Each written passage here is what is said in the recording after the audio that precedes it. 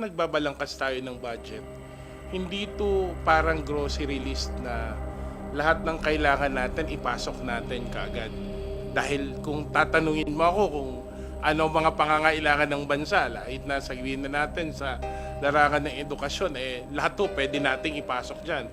Kakulangan ng classroom, kakulangan ng teacher, maraming pong pangangailangan. Pero pag tuwing nagbabalangkas tayo ng budget, hindi lang ho natin tinitignan ang ano ang kailangang paggastusan, inaaral din natin ano ang kapasidad ng ahensyang itong gastusin yung perang binigay sa kanila. At the numbers won't lie, and it's quite unfortunate because we know Secretary Sani Angara to be a very good public servant, very efficient at what he does.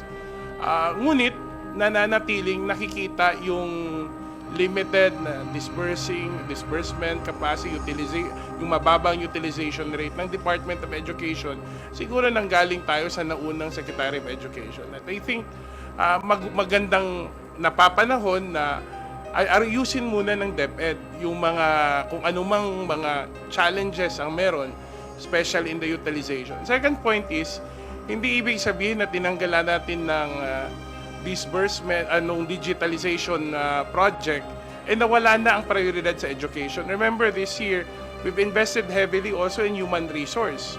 Nandyan yung pagtataas ng ating chalk allowance at teaching supplies sa ating mga teachers. It's unprecedented.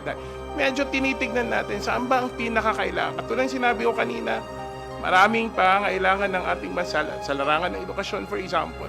And Congress has simply had to do this very delicate work of balancing interest, lalong-lalo na kung limitado din ang fiscal space na available sa atin.